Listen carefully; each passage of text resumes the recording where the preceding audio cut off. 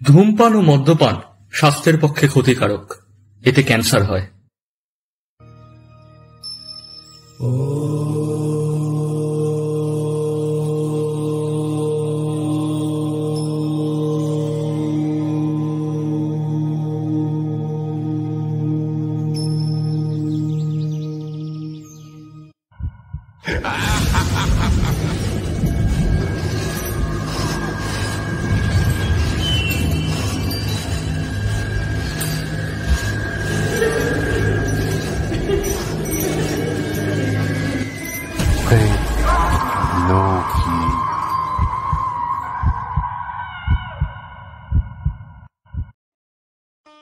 ডুমুরদহ গ্রামের চৌধুরী বাড়ি। শোনা যায় এককালে নাকি ছিল বিশাল জমিদারি, তবে আজ তার কোনো কিছুই অবশিষ্ট নেই। তবু এই ভগ্নপ্রায় প্রাসাদের কোণে কোণে এখনো রয়ে গিয়েছে বেশ কিছু অজানা রহস্য। প্রেতলৌকিক চ্যানেলের আজকের বিশেষ নিবেদন স্বনামধন্য লেখক ঐশিক মজুমদারের কলমে একটি মজাদার ভূতের কাহিনী, জমিদার বাড়িতে ডাকাতি। লেখক ঐশিক মজুমদার, জন্ম কলকাতায় 15ই মার্চ 1976। ছোটবেলা কেটেছে উত্তর কলকাতার দমদম অঞ্চলে, পরবর্তীকালে চলে আসা দক্ষিণ কলকাতার বেহালায়, আপাতত সেখানেই থিত। পেশায় চিকিৎসক, কিশোর বয়স থেকে ফিকশন সাহিত্যে। একটা সময় থেকে ভালো লাগতে থাকে দেশি ও বিদেশি ভৌতিক, অলৌকিক ও কল্পবিজ্ঞানের রচনা। পাঠক থেকে সেই অর্থে লেখকে উত্তরণ 2019 সালের মাঝামাঝি। এই সময় থেকেই বিভিন্ন ফেসবুক সাহিত্য গোষ্ঠীতে যুক্ত হওয়া, প্রথমে শখ করে লেখা, পরে বিভিন্ন বিচিত্র ইভেন্টে আকৃষ্ট হয়ে যোগদান। অনেক ক্ষেত্রে স্বীকৃতি ও পুরস্কার। প্রকাশিত বিভিন্ন বইগুলি হল এক বই শিহরণ, 12 ভূতের গপ্প, আরও 12 ভূতের গপ্প। আমাদের তরফ থেকে লেখককে অসংখ্য ধন্যবাদ তার এই অসাধারণ লেখনীটিকে আমাদের কাছে তুলে ধরার জন্য। শুনতে থাকুন জমিদার বাড়িতে ডাকাতি।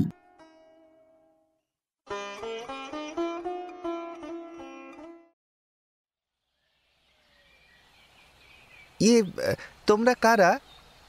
বেশ খানিকক্ষণ ইতস্তত করে শেষমেশ প্রশ্নটা করেই ফেলল অর্ক। হাস্তাবলের পেছন দিকটায় বাড়ির পাঁচিলে পা ঝুলিয়ে বসে থাকা লোক দুটো হঠাৎ তার গলা শুনে আঁতকে উঠে প্রায় পড়েই যাচ্ছিল। অনেক কষ্টে সামলে নিয়ে রক্ত জল করা চোখে ফিরে তাকালো। তারপরেই অবশ্য তাদের চোখের দৃষ্টি নরম হয়ে এলো। দুজনের মধ্যে একজনের চেহারা লম্বা এবং শিরিঙ্গি ধরনের। সে শশব্যস্ত হয়ে বলল, ওরে বাস, এ যে একেবারে রাজা রাঘবেন্দ্রের নাতির নাতি। অন্যজন বেঁটে খাটো এবং গাঁটটা গোট্টা। অর্কর পরিচয় জেনে সেও ভারী বিগলিত হয়ে পড়ল। তাই নাকি? হাত জোড় করে গদগদ সুরে সে বলল, নাম হয় ছোট কর্তা। তার থেকে বয়সে এত বড় দুটো লোকের এই বিনয় দেখে অদ্ভুত লাগছিল অর্কর।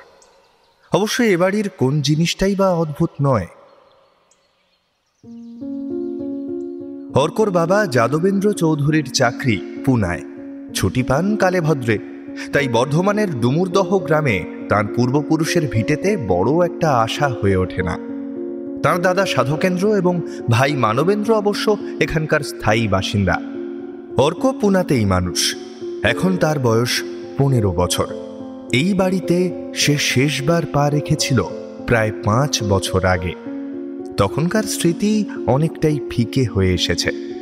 এবারেই যেন সে বাড়িটাকে নতুন করে দেখছে।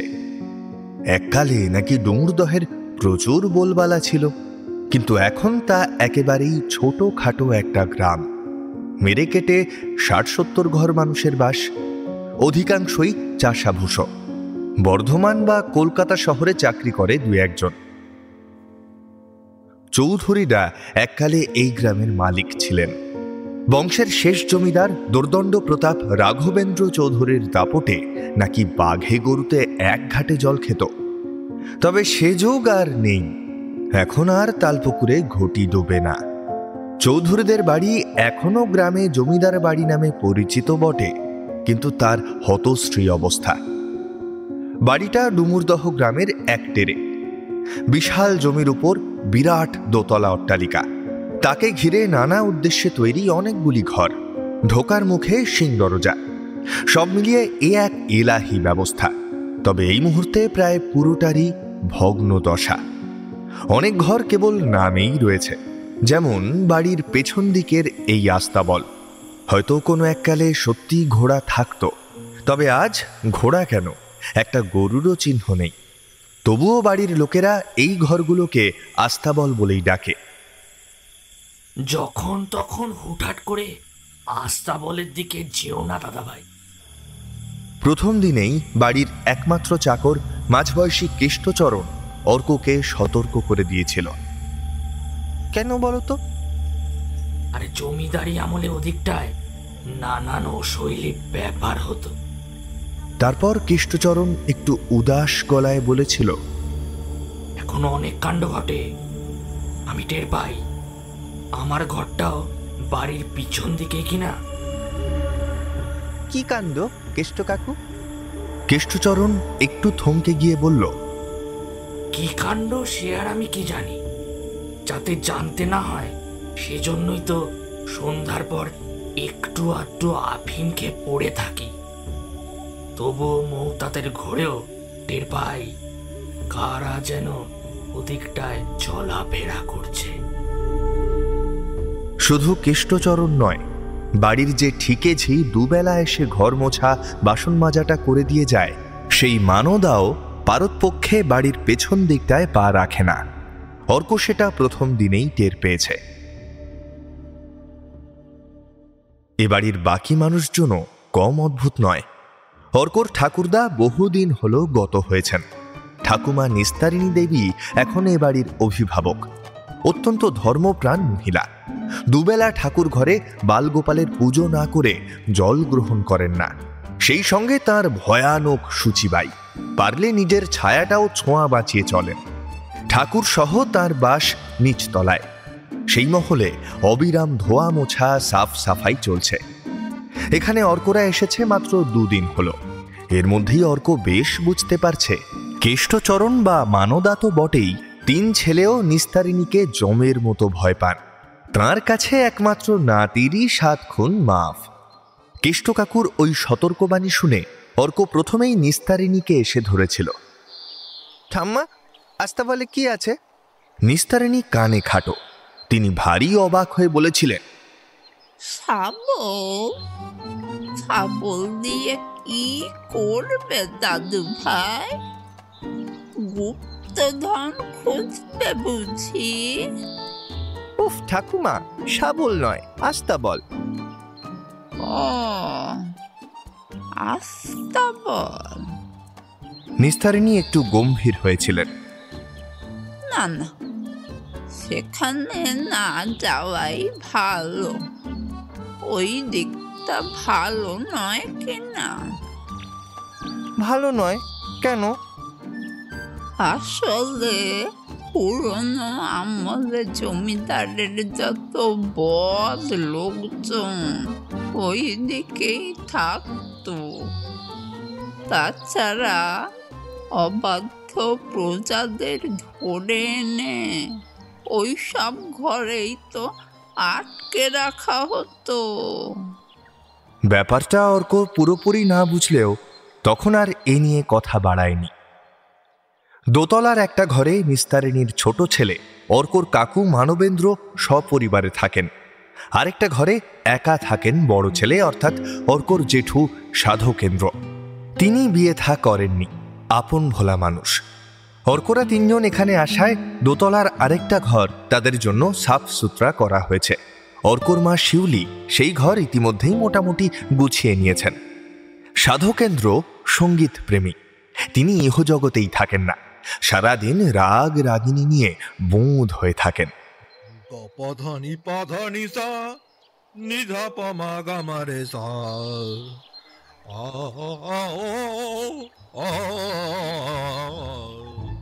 অন্য কিছুতেই তার খেয়াল নেই।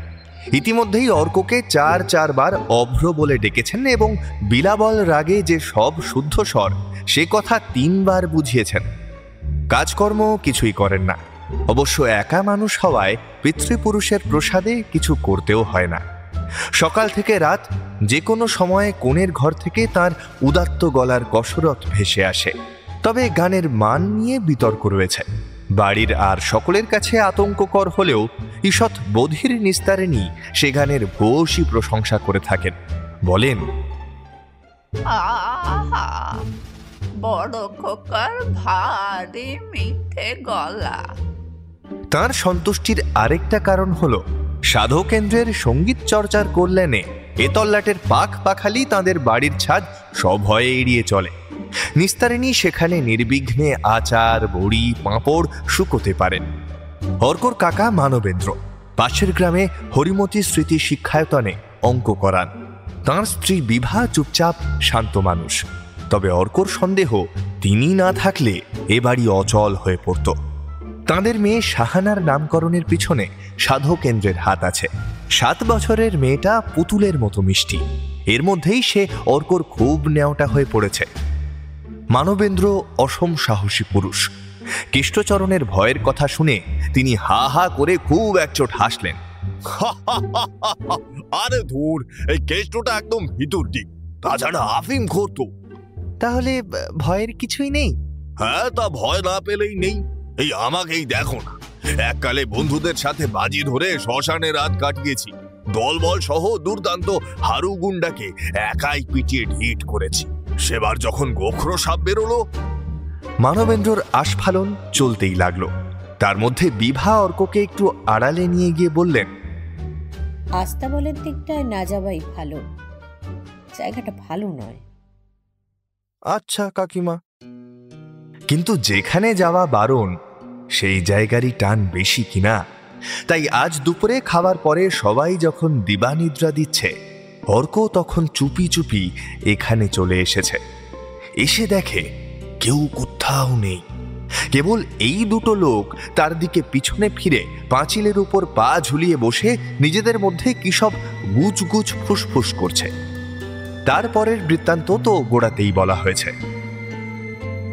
আলাপ হওয়ার পর জানা গেল লম্বা শিরিঙ্গে লোকটার নাম গৌর আর বেঁটে গাঁট্টা গোট্টার নাম নিতাই। তারা 2 ভাই। অর্ক একটু অবাক হয়ে বলল, তা তোমাদের তো আগে দেখিনি, এখানেই থাকা হয় বুঝি? গৌর এক গাল হাসল।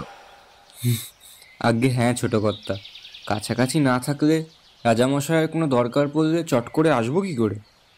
রাজামশাই কাকে বলা হচ্ছে সেটা বুঝতে না পেরে অর্ক মাথা চুলকোতে চুলকোতে প্রশ্ন করল, কিন্তু ঠাম্মা আর কেষ্ট কাকু যে বলল এখানে জমিদারের বদ লোকজন থাকতো আর তারা নাকি খারাপ কাজ করত।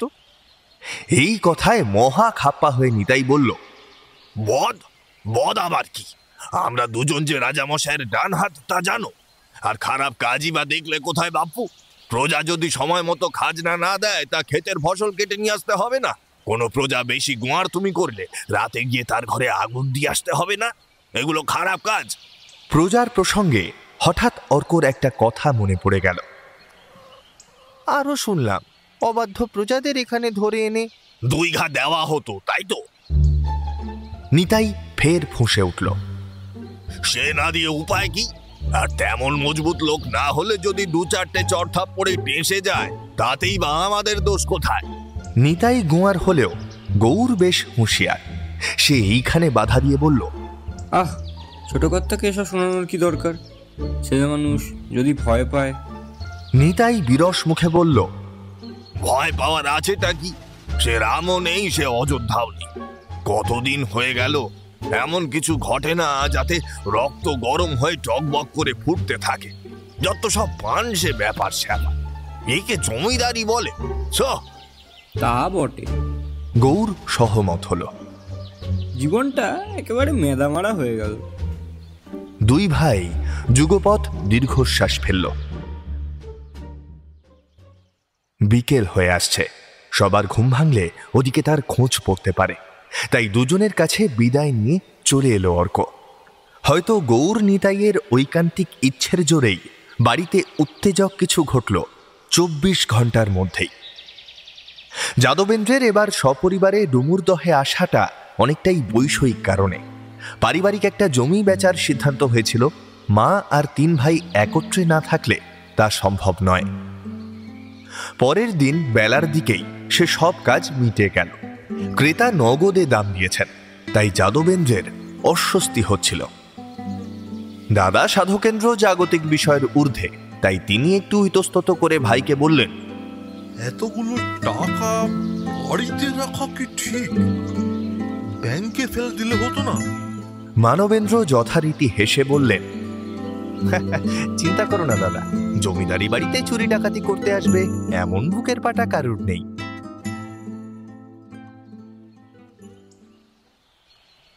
ডাকাত কিন্তু এলো, রাত বিরেতে নয়, সেদিনই ভর সন্ধেবেলা। গাঁ ঘরে সন্ধে নামলেই যেন মাঝ রাত। মায়ের নির্দেশে অর্ক নিজেদের ঘরে ইংলিশ কম্পোজিশন খুলে বসেছে। শিউলি রান্নাঘরে বিভাকে সাহায্য করছে। ঠুংঠাং শব্দ আসছে। যাদবেন্দ্র মানবেন্দ্র 2 ভাই নিচে গল্প করছেন। নিস্তারিণী পুজোয় ব্যস্ত। এমন সময় হঠাৎ দরজায় দুম দুম করে ধাক্কা পড়তে লাগলো, তার সাথে চিৎকার, কে আছো? প্রাণ বাঁচাতে চাইলে দরজা খোলো। কিছুক্ষণ বিহ্বল হয়ে থেকে অর্ক ধীরে ধীরে নিচে নামলো। ততক্ষণে হট্টগোল শুনে বাড়ির সকলেই নিচে নেমে এসেছে। ব্যতিক্রম শুধু 2 জন।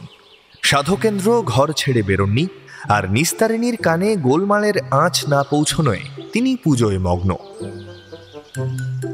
উপায়ান্তর না দেখে যাদবেন্দ্র দরজা খুলে দিতেই হুড়মুড় করে 6-7 জন লোক ভেতরে ঢুকে পড়ল। তাদের সবার মাথা মুখ গামছা দিয়ে মোড়ানো। সবার সামনে পিস্তল হাতে দাঁড়িয়ে একজন, দেখে মনে হলো দেশি পিস্তল, আর বাকি একজনের হাতে পাইপ গান, আর অন্যরা ভোজালি বাগিয়ে ধরে আছে। পিস্তলধারী সম্ভবত দলপতি। সে কয়েক পা এগিয়ে এসে সদর্পে বলল, আমরা ডাকাত, কেউ নড়বে না। যাদবেন্দ্র ভয় পাওয়ার থেকেও অবাক হয়েছেন বেশি। তিনি প্রশ্ন করলেন, কিন্তু ডাকাতি তো বেশি রাতে হয়, এখন তো সবে সন্ধে, গায়ের লোক সবাই জেগে, যদি শব্দ শুনে ছুটে আসে? সে গুড়ে বালি, কেউ আসবে না। একজন ছোকরা ডাকাত আগ বাড়িয়ে তড়বড় করে বলল, ডুমুরদল লোক ভিতুর হদ্দ, ও তো আমাদের হেতমপুর। এই চুপ! সর্দার তাকে প্রকাণ্ড এক ধমক দিয়ে থামান। হেতমপুর ডুমুরদহ থেকে 2 গ্রাম পরে। সেটা জানা থাকলেও যাদবেন্দ্র পরিস্থিতি বিবেচনা করে আপাতত চুপ করে রইলেন।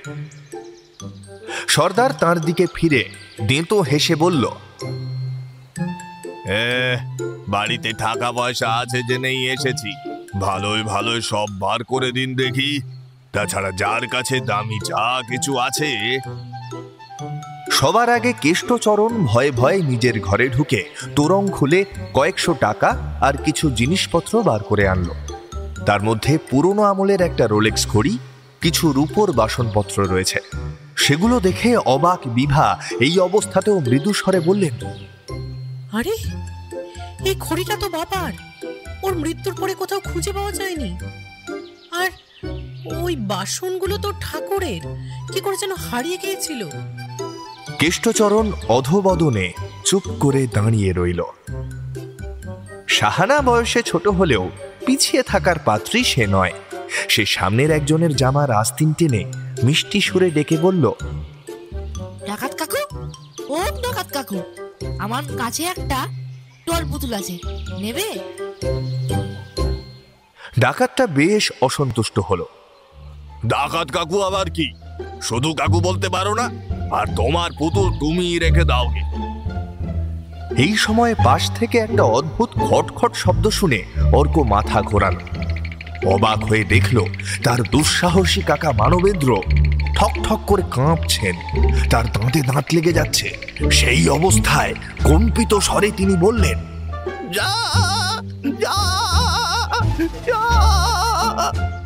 দলনেতা অবাক হয়ে বলল, যেতে বলছেন? কেন যাব? সবে তো এলাম, এখনো লুটপাট ঠিক মতো শুরুই হয়নি তো। তা নয়, তবে বলছি গায়ে হাত দিও না। ও এই কথা। নেতা আশ্বাস দিল, না না, এমনিতে সবকিছু পেয়ে গেলে আর গায়ে হাত তুলতে হবে কেন? এরপর আর কথা চলে না। বিভা নীরবে আঁচল থেকে আলমারির চাবি খুলে সর্দারের হাতে দিয়ে দিলেন। যাদবেন্দ্রর ইঙ্গিতে শিউলীয় গলার সোনার হার, হাতের চুড়ি খুলে দিলেন। সর্দার ভারী খুশির গলায় সাঙ্গপাঙ্গদের বলল, দেখলি মা জননীদের কত বুদ্ধি, সাথে কি বলেছে ঘরের লক্ষ্মী। ঠিক এই সময় পুজো শেষ করে নিস্তারিণী ডাক দিলেন, ওরে প্রসাদ নিবি আয়। শুনেই কয়েকজন অত্যুৎসাহী ডাকাত ঠাকুর ঘরে ঢুকে ঢিপ ঢিপ করে তাঁকে পেন্নাম ঠুকে হাত বাড়ালো। নিস্তারিণী সভয়ে দুপা পিছিয়ে গেলেন। তোরা কারা? একেবারে ঠাকুর ঘরে ঢুকে এলি যে পড়া, চান করেছিস? ডাকাতরা থতমত খেয়ে পিছিয়ে গেল। নিস্তারিণীর গলা খরতর হলো, কে চাস কে তোরা? আগে আমরা ডাকাতি করতে চাই। তারা সমস্বরে জানালো। ডাকাডাকি করতে চাস? নিস্তারিণী যার পর নাই বিস্মিত হলেন। আমি সারা জীবন ডেকেও তোর সারা পেলাম না, তোদের ডাকি তিনি শুনবেন? ডাকাডাকি নয় মা ঠাকুরন, ডাকাতি। ব্যাপারটা হৃদয়ঙ্গম হতেই ক্রুদ্ধ নিস্তারিণী পিতলের রেকাবি হাতে রে রে করে ডাকাতদের তাড়া করলেন। তারা দুর্দার করে কোনো মতে পালিয়ে বেরোবার সময় একজন অবশ্য বুদ্ধি করে বাইরে থেকে দরজার শিকল এঁটে দিল। ফলে নিস্তারিণী ভেতরেই দাপাদাপি করতে লাগলেন।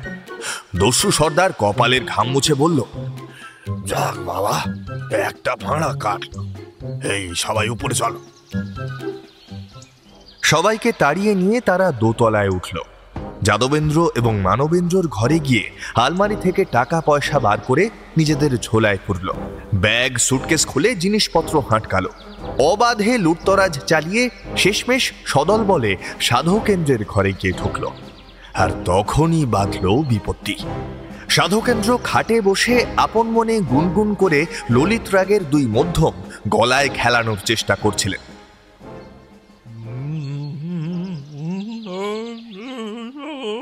হইচই শুনে বিরক্ত হয়ে বললেন, সর্দার এগিয়ে গিয়ে বলল, আলবাত করব, টাকা কড়ি যা আছে বার করুন।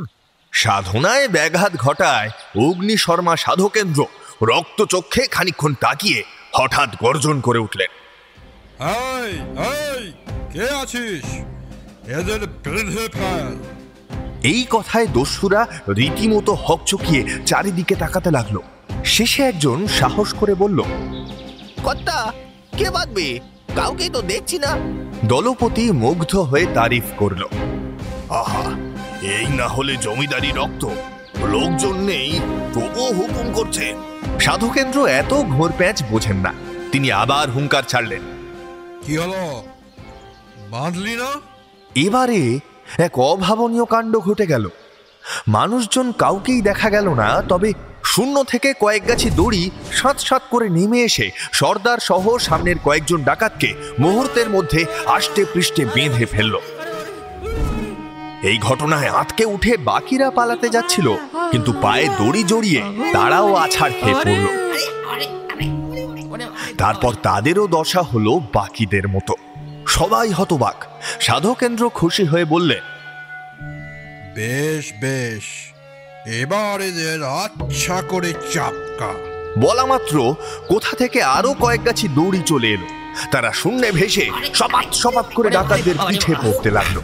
প্রথম প্রথম ভয়ে চেঁচামেচি করলেও কিছুক্ষণের মধ্যেই তারা যন্ত্রণায় আর্তনাদ করতে থাকলো। ওদিকে নিশ্চিন্ত সাধকেন্দ্র ফের ললিত রাগের রহস্য উদ্ঘাটনে মনোনিবেশ করলেন।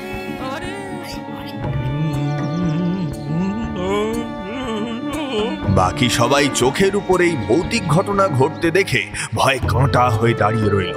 মানবেন্দ্র শুধু বলতে লাগলেন,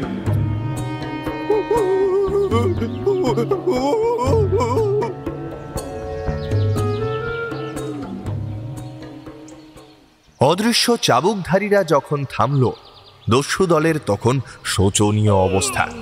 কেউ স্রেফ অজ্ঞান, কেউ ব্যথায় কোঁ কোঁ করে কাতরাচ্ছে। গোলমাল শুনে এতক্ষণে গ্রামবাসীরা এক এক করে এসে উঁকি ঝুঁকি মারছে। আতঙ্কের মধ্যেও মাথা ঠান্ডা রেখে যাদবেন্দ্র তাদের দিয়ে গলসি থানায় খবর পাঠালেন। ঘণ্টাখানেক পর পুলিশ এসে ডাকাতদের নিয়ে গেল। তখনও তাদের বেহাল অবস্থা। মুখের গামছা খুলতেই গ্রামবাসীদের কেউ কেউ তাদের চিনতেও পারল। বাস্তবিকই তারা হেতমপুরের বাসিন্দা। তবে এই ভৌতিক রহস্যের কোনো মীমাংসা হল না। মানবেন্দ্র বিড়বিড় করে বলছিলেন, সস্তায়ন সস্তায়ন। সস্তা? শুনতে পেয়ে সন্দিগ্ধ নিস্তারিণী বললেন, সস্তায় কি করবি? শান্তি সস্তায়নের প্রস্তাব জেনে তিনি কড়া গলায় বিধান দিলেন, না না, একদম না। যে যেরকম আছে থাকতে দাও।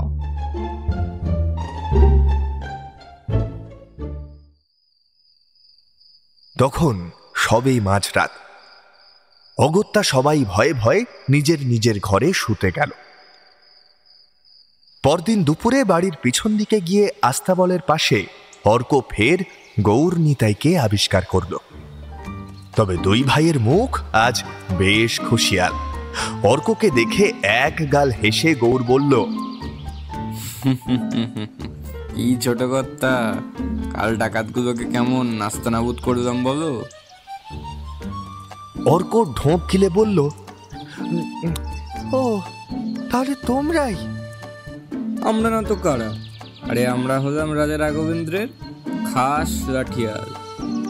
অর্ক একটা নিঃশ্বাস ফেলে বলল, বুঝেছি। কি বুঝলে ছোট কর্তা?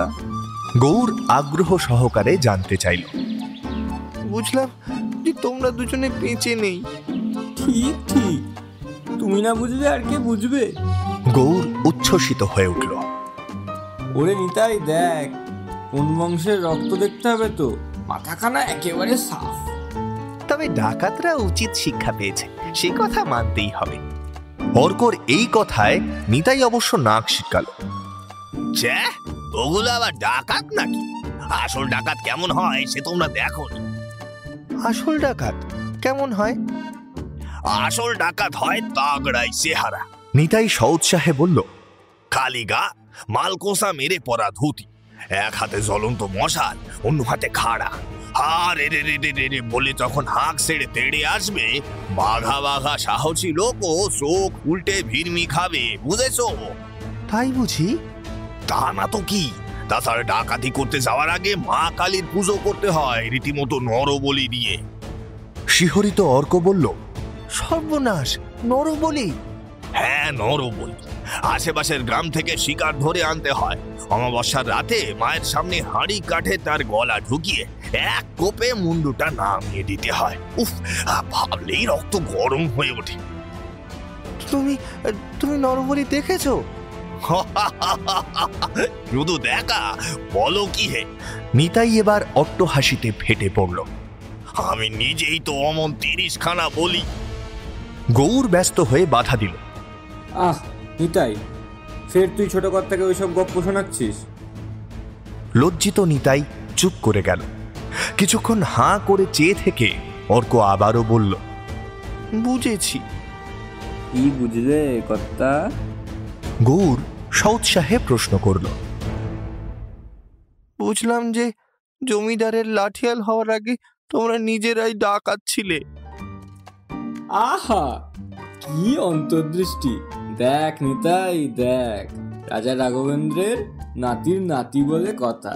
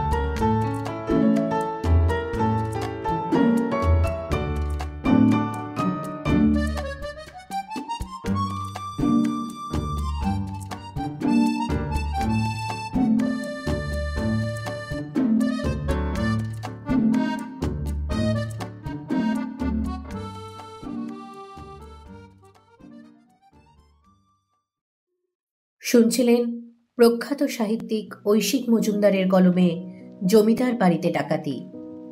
গল্পটির বিভিন্ন চরিত্রে অভিনয় করেছেন শঙ্খ, অভিরূপ, বিশ্বরূপ, সপ্তর্ষি, সুতৃষ্ণা, অসিতা এবং অর্ণব। গল্পটি ভালো লাগলে অবশ্যই আমাদের চ্যানেলটি লাইক, শেয়ার এবং সাবস্ক্রাইব করতে ভুলবেন না। একটি বিশেষ ঘোষণা, এই বইমেলায় প্রকাশিত হতে চলেছে ঐশিকবাবুর একক হরর সংকলন ভয়ের ৩ প্রহর। প্রেতলৌকিক চ্যানেলের তরফ থেকে লেখকের প্রতি ভয়ের ৩ প্রহরের জন্য রইল অসংখ্য শুভেচ্ছা। আমি সুতৃষ্ণা, আজকের মতো এটুকুই।